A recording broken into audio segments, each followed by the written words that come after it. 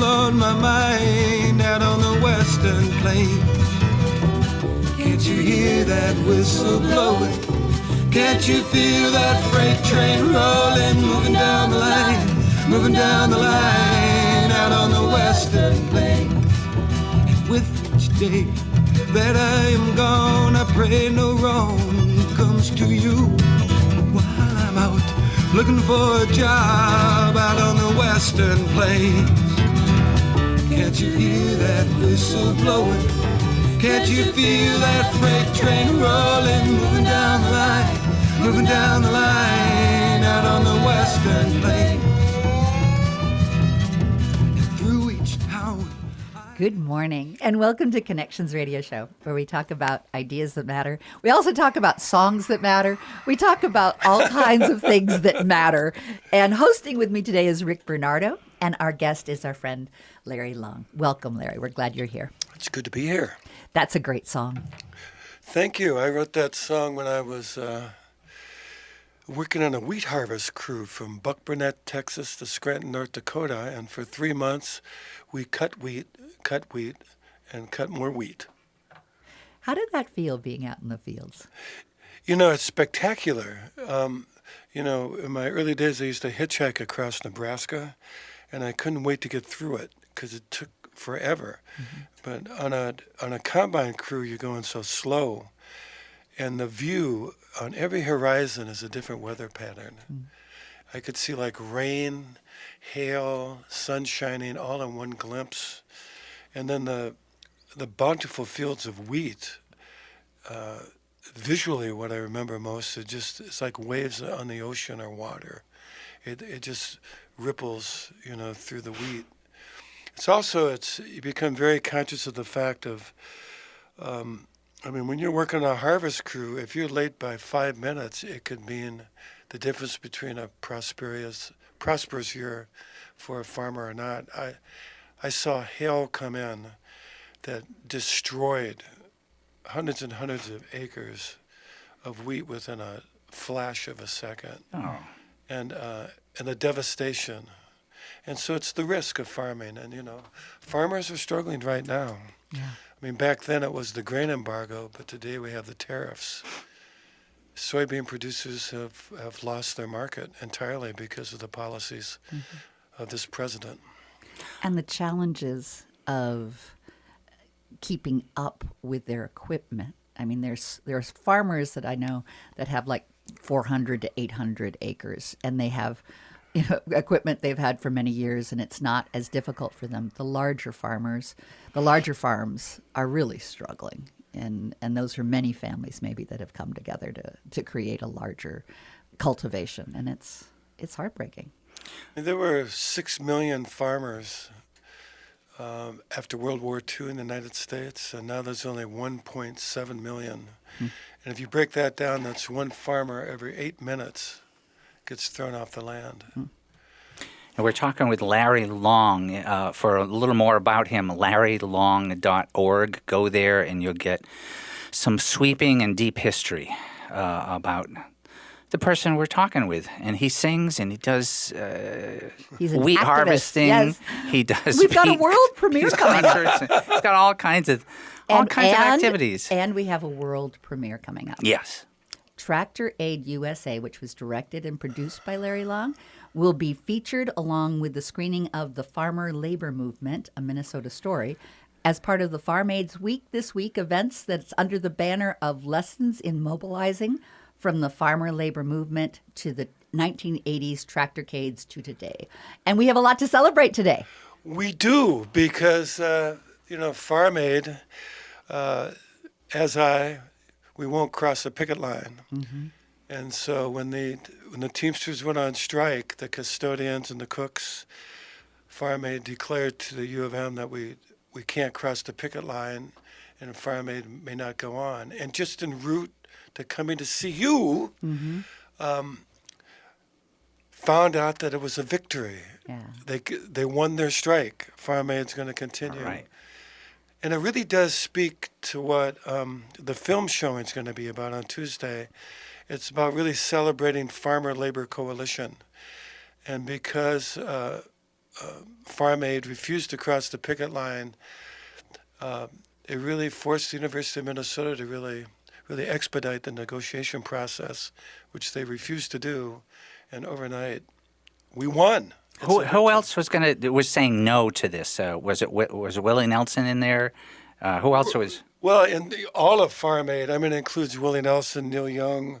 Okay. I mean, that's what. Just wanted to drop down some names aside from Additional Larry names, Long. Yeah. John Cougar Mellencamp. Wow. Okay. I couldn't remember all of them. Well, we were going to time. like have sort of Jesse Wells. we were going to have kind of a depressing show because we thought we weren't going to be able to do Farm Aid, but it's on, which is a celebration show. Yeah. I was so depressed yesterday, and I woke up depressed. Yeah. And then now all of a sudden I'm really happy. I mean, it's been one heck of a week. It is. I mean, it is. beyond all of this. Yeah, I mean, it has been tough.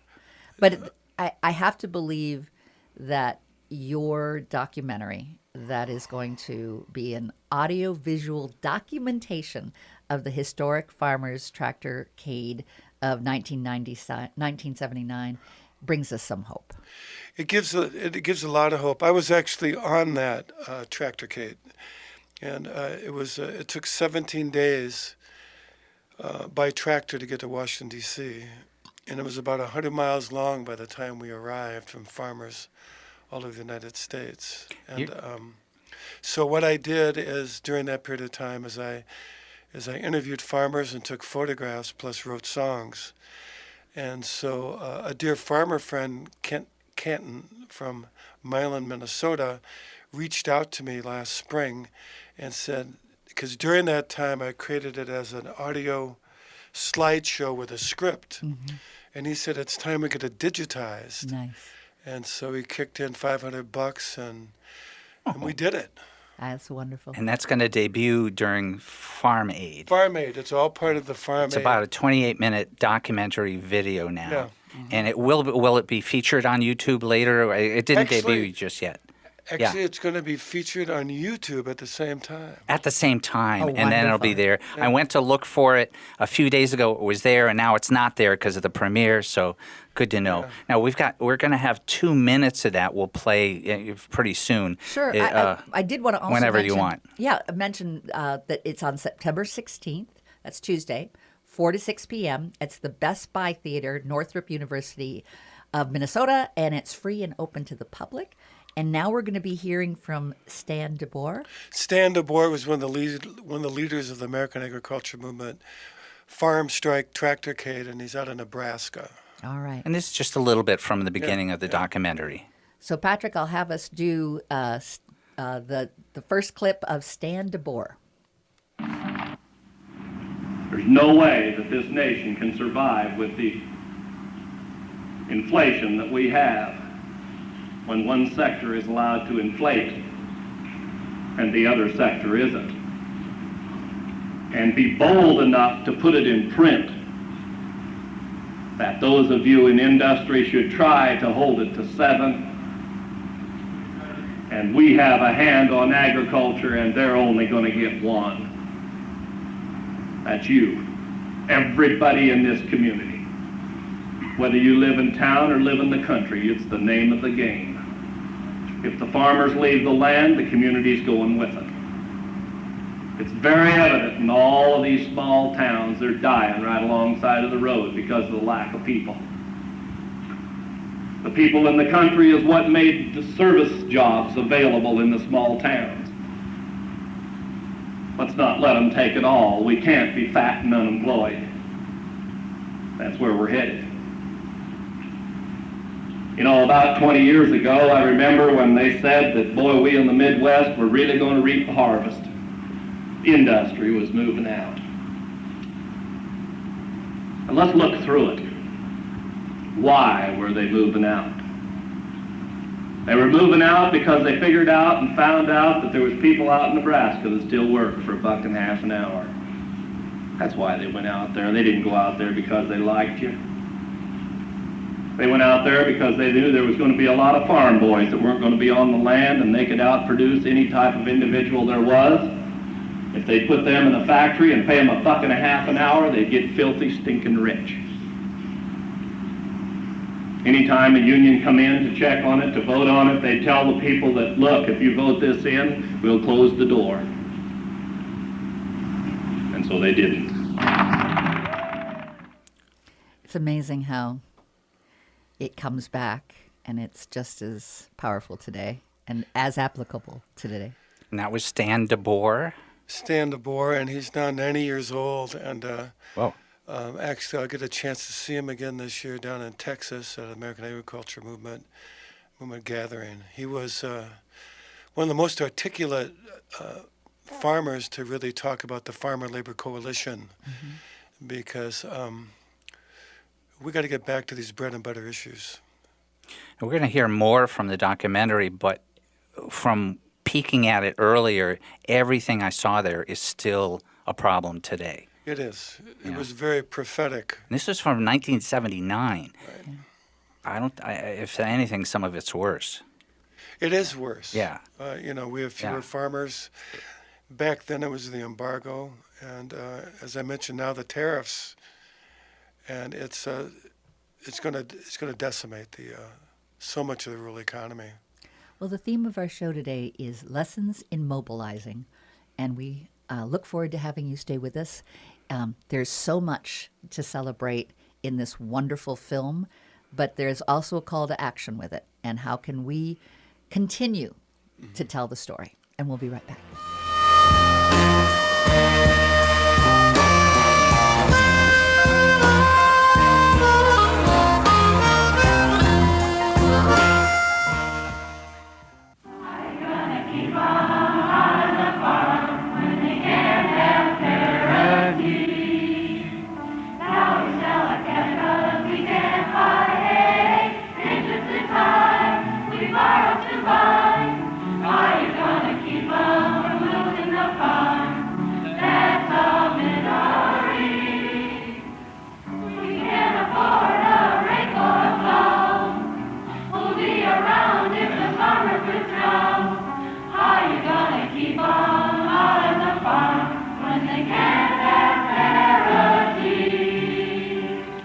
I hope you all get a chance before this is over to get in a car and drive with the traffic and see those tractors and then turn around and drive the other way on interstate.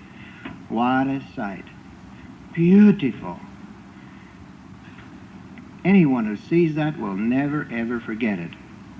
And anyone in his right mind who doesn't sit back and say, hey, there must be something wrong, or these sensible farmers wouldn't be doing such a crazy thing. And that was in 1979. And that was Father Andrew Gottschalk, who came out of Kansas, and he was an absolutely wonderful, amazing human being. He was right there with the people. And, I'm a real lover of the book The Grapes of Wrath by John Steinbeck, and, of course, Woody Guthrie, upon whose tradition I walk. And he was like the Preacher Casey of the American Ag Movement. Wow.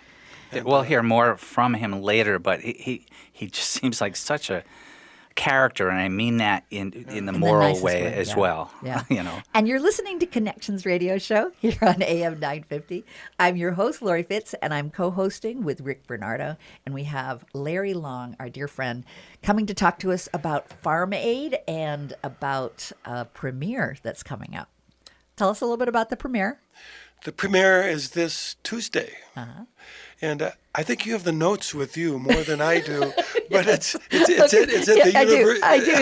It's Tuesday from But 4 you have to show up for it. It's in the Best Buy Theater at the Northrop University of Minnesota. It's free and open to the public.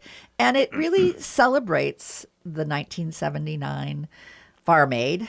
And a question that I had for you right after we were talking in the first segment is, do you think we could mobilize like that again? I'll give you a quote that actually is, part of my film is that we also went out and we interviewed people. Kent Canton went out to his farm and we filmed some thoughts from him. And then also I've been in communication with David Center, who's the president of the American Agriculture Movement. And he's also the farm aid historian. When Willie Nelson wanted to start Farm Aid, he called up David Center, because David is a farmer out of Texas, and got David Center's support. And David Center has been to all 40 Farm Aids. Wow. And has been an anchor. But what he said in the film, and I'll quote him, he says, "I drove my tractor from Texas to Washington, D.C. What came out of the tractorcade, the important thing to me, was family farmers got together, all speaking for family farm agriculture, supporting family farm agriculture, wanting their kids and grandkids to have the same opportunity to farm as they did. That was the important thing. Family farmers finally figuring out they could get together and speak with one voice. Now we're in a new farm crisis with low prices. The next generation of family farmers is at risk, and we all have to figure out how to get involved and support family farmers in this struggle so we know where our food comes from and who produces it." And I think that that's what really came out of the tractorcade was that sense of solidarity that you also find within the farm economy. You have those who produce milk and eggs, then you have wheat and corn and soybeans. You have the organic producers and the non. So it's like there's varying economic, issues that relate to each of these products that are produced. And sometimes when the wheat farmers are doing terrible, the dairy farmers are doing great. The soybean farmers right now are getting devastated. Where are they selling? But some of the cattle producers are doing better. So it's it's very, very difficult. But I would say, what can we do now? I would say, go to farmaid.org, visit their website, because they're also not just involved in rural farming, but urban farming. Farm Aid has been doing such tremendous work with both rural and urban farming networks, and also with not strictly traditional farming, but new practices of farming. And so that's what I would urge people to do. And to join the voice. I love how you said one voice. Be able to come together with one voice. And it's critical. It's critical in these times, like in the Great Depression, that we begin to create farmer labor alliances. Workers in the city joining and linking hands with farming people, just like what we experience today. The victory of the Teamsters of the University of Minnesota. Farm Aid had a huge handle on that, because the loss economically the U of M would have gotten if they pulled out would have been astronomical. Plus publicity, negative, with CNN. It's going to be live on CNN. Oh, wonderful. Yeah. Whenever you want, Lori, we've got 3 or 4 minutes of more of Father Andrew Gottschalk. Let's bring in Dr. This is from 1979. Yeah, let's bring in Father Andrew Gottschalk. I think he speaks to this as well. When we gathered around the state capitol in Colorado last year, Denver, and I saw the crowd out there, and I had seen the tractorcade, I felt so good. Finally, farmers getting off of their duffs and getting the story into the city to tell our city cousins. As long as the food's on the grocery shelves, folks, they don't know you exist. And they still don't know. And I don't know how we're going to tell them. Somehow I hope the Lord helps us find the answer. But I remember looking out and seeing that crowd, and I felt so good. Finally, you're not only bitching over your coffee and beer out in the country, you're here in town, where it has to be. The tractor in the city is out of place. The tractor coming down the streets of Columbus today they were out of place. And if people in their right minds don't figure that out, then I don't have much hope for this country. So I'll close with a little story that I used at the beginning when this movement started in Denver. It's about the little Catholic boy that came home from school. He was playing around in the room, and the mother asked him, she said, "Son, what did you learn in religion today?" And he demurred a little and didn't want to. "What did you learn? What did Sister teach you today?" So he says, well, we learned all about Moses leading the people out of the promised land. Well, can you tell me about it? And he was quiet for a while, and then finally he began. He says, yeah. He started leading them across the desert, and they were all in their jeeps heading for the sea, and they looked back and they saw the Egyptians coming in tanks. They got to the seashore and they got into their amphibious boats, started across. Then the Egyptians came with their dive bombers. Then Moses told them to get out the Ack guns, and they shot them all down.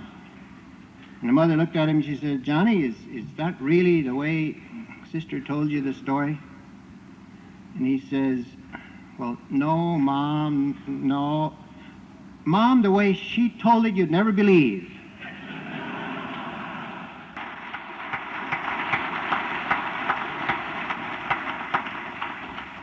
Fellas, after this is over, when you go back and people ask you what all happened in Washington, I hope you can say, you'll never believe.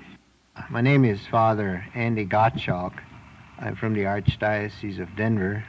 I'm the Catholic Rural Life Director for that Archdiocese. You will never believe. It was unbelievable. Yeah, Yeah. very moving.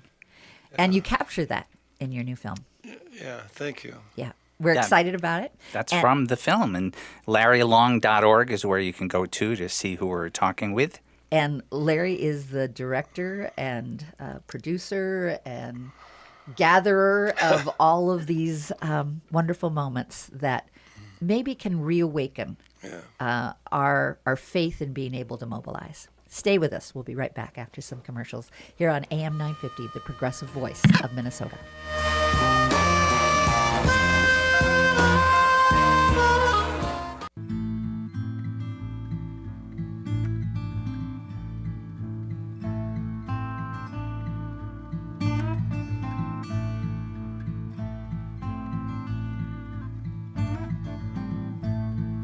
Beneath your coat and too long tie, there's a burning cross you can't hide. Standing bridges, you build walls, all for you and none for all.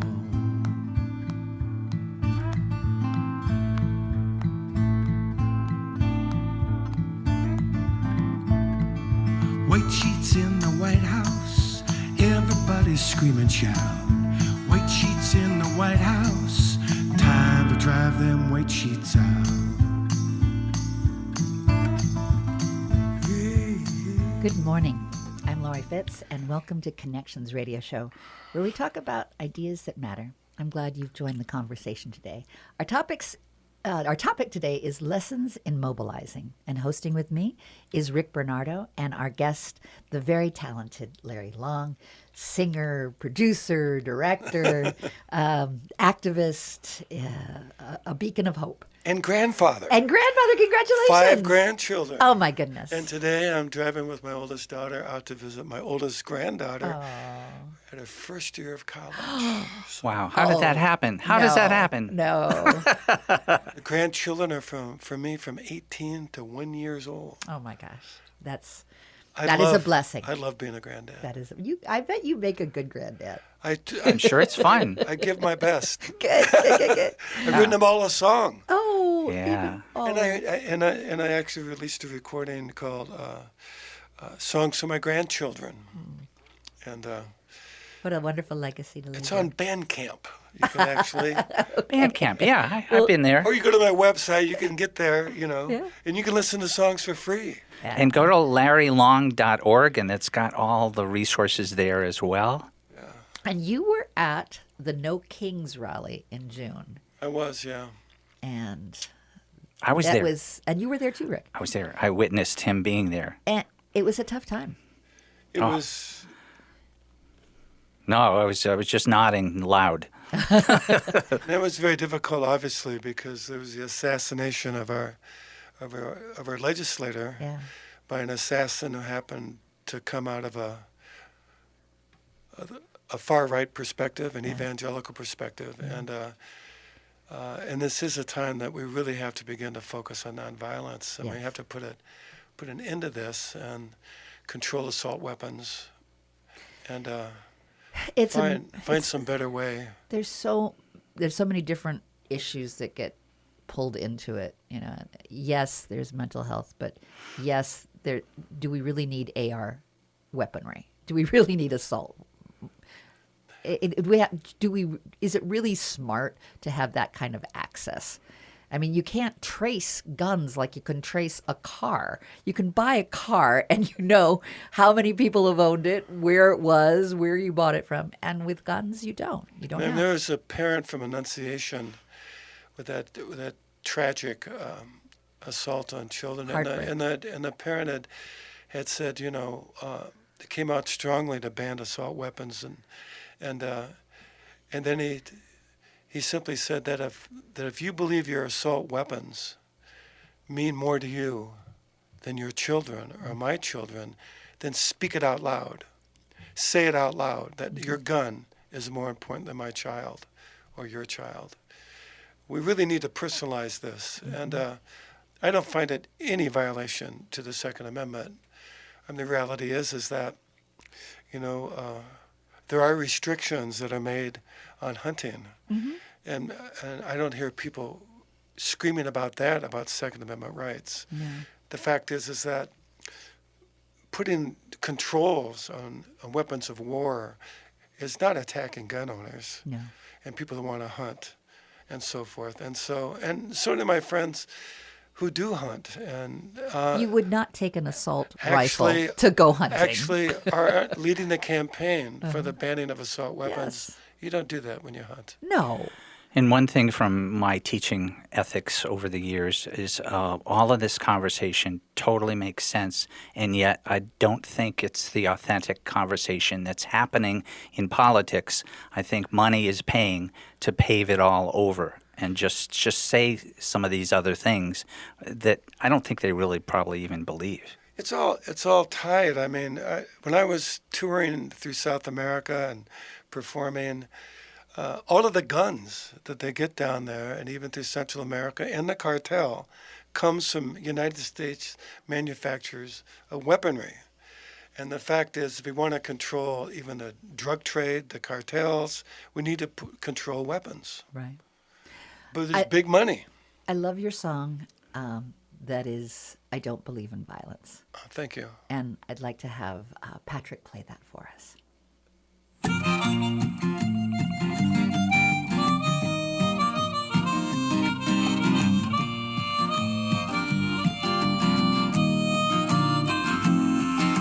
Someone strikes, I won't strike back. If they strike again, I will not attack. I'd rather talk on their bones crack. I don't believe in violence. Streets are filled with gang warfare. Some people don't mind, they just don't care.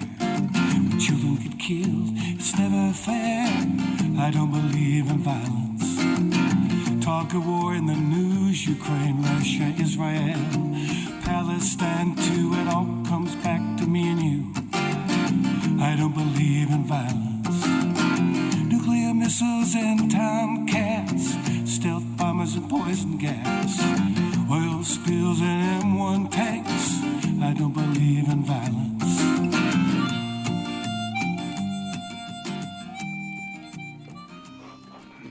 Beautiful song. When did you write that?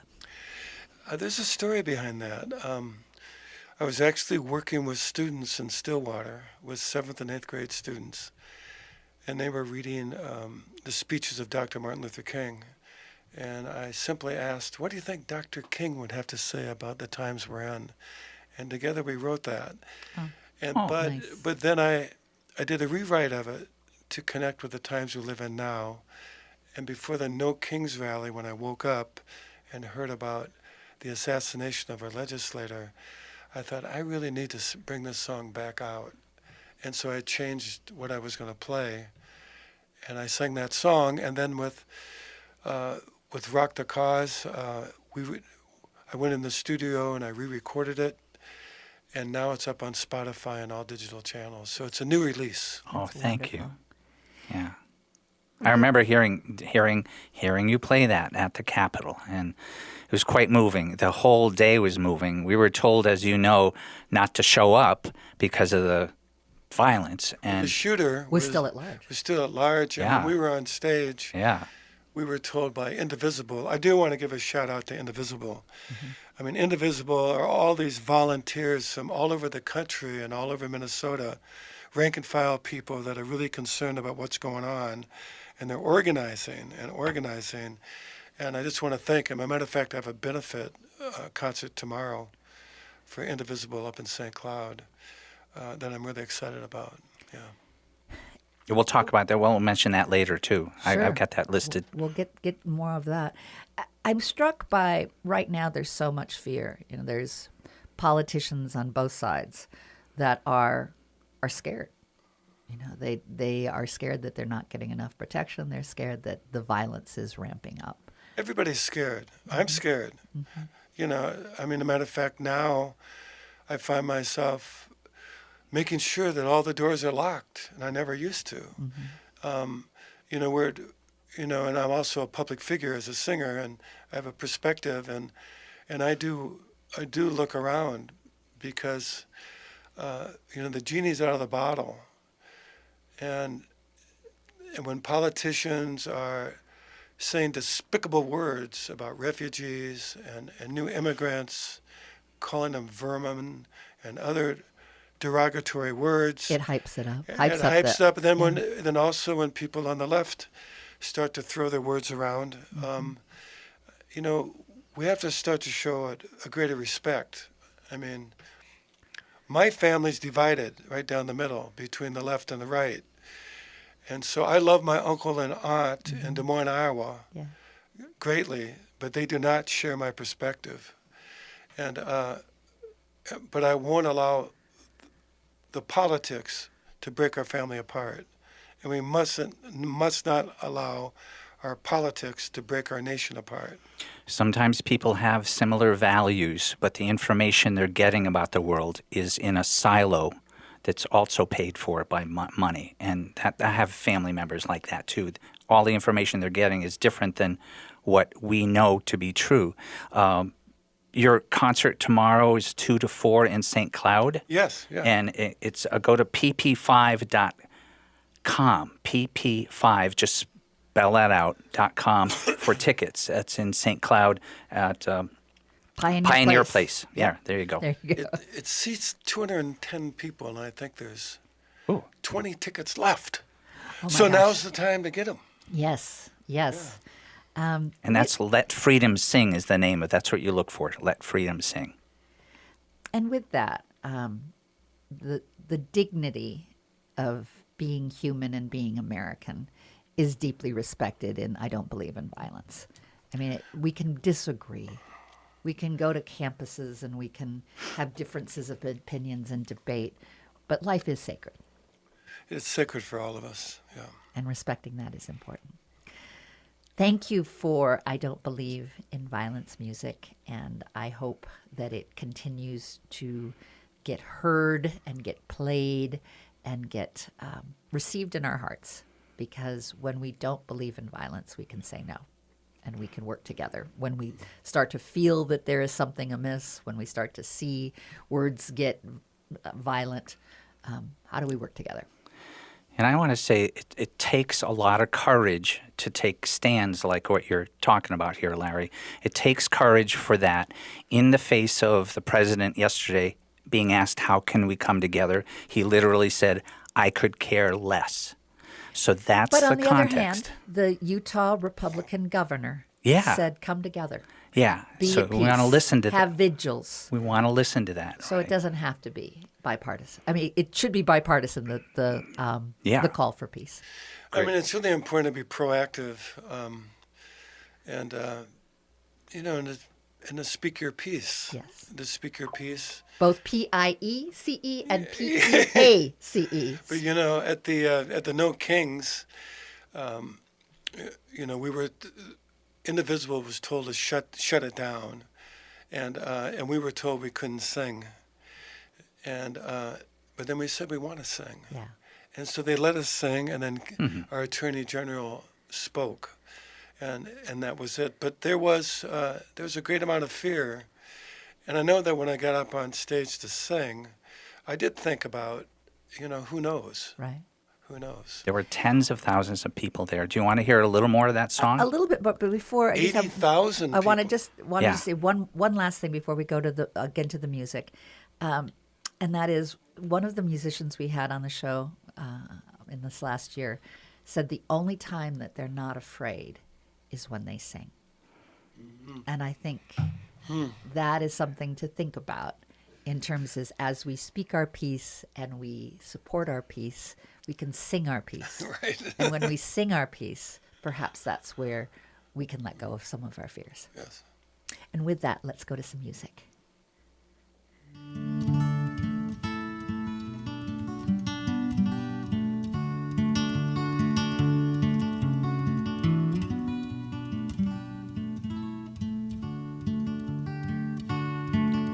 I once worked for a man who made and repaired old violins. Few have ever known the trade quite as well as him. He tooled down an old piece of spruce.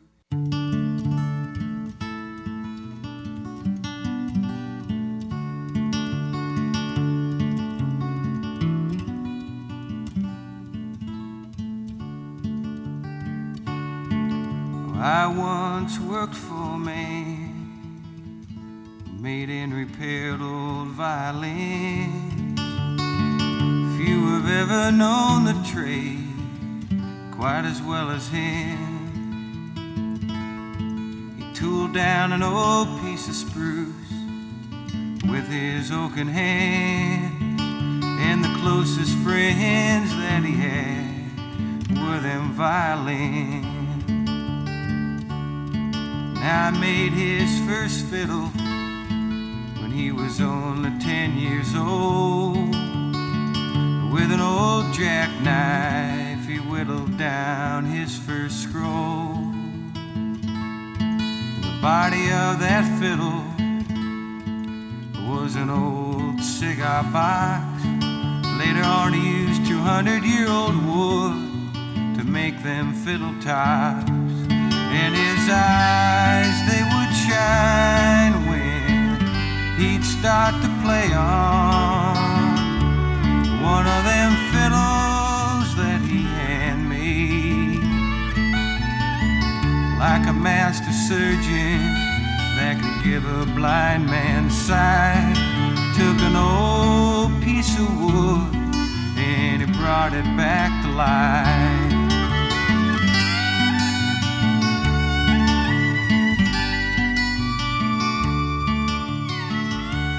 Back to Connections Radio Show, where we talk about ideas that matter.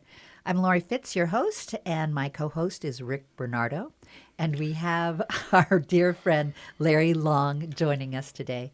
And our topic has been lessons in mobilizing and hearing about all the wonderful things that are coming up this next week with Farm Aid. Mm-hmm. Welcome. It's good to be back. You're busy. Actually, that song that we just played is Matthias Dahl, the violin maker.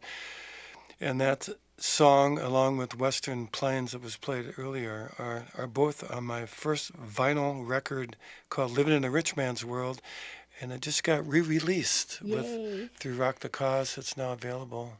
But Matthias Dahl, when I was in college in St. Cloud, where I'll be singing tomorrow, on my last quarter, I had an independent study where I worked with Matthias Dahl and apprenticed in Minneapolis. It was across from Schmidt Music, right down the block from the Dakota Jazz Club. Oh. And Matthias Dahl, as he said to me, he said, my missus and I couldn't have children, but these violins are mine. Oh. And I think it really speaks to the importance of people really archiving the times in which we live, because honoring them and honoring the people that have influenced us and honoring them. And the word honor, which Rick, I'm sure knows the root. I know that word. The root of the word is simply to listen. I did not know that. To suspend judgment and to listen. And by doing so, you honor that person. And you know, like when I was listening to the Tractorcade recording, you know, nearly brought me to tears because like Father Andrew Gottschalk is gone now, but his voice is still here, his spirit is still here. And it still speaks to us. And Matthias Dahl, through song, his spirit lives on. And this is all part of the archives also that you're creating, right? yeah, I have good news to announce about that. You know, I donated my archives to the University of Minnesota, and they just received a $300,000 grant, and it's all being digitized. And they hired a full-time archivist. You know, none of that returns to me financially, but spiritually it gives back the legacy of the work. And it keeps the word going. And so in 2.5 more years, we're going to have a big celebration of this, and it will include 2,000 songs I've written and interviews of elders from around the United States. You did that in Minnesota at one point, correct? You went around and you collected stories. Oh, actually, I did a lot of it in Minnesota. I mean, probably over 500 of the interviews are in the West Metro. Interesting. In the inner city. So, and a large chunk is in rural America. So it's a way of bridging the narratives of amazing elders, you know, together into a patchwork quilt that makes up our country. And perhaps this can continue to help us mobilize. And in St. Louis Park, I want to announce that they've integrated my curriculum, Elder Wisdom Children's Song, into their elementary music department.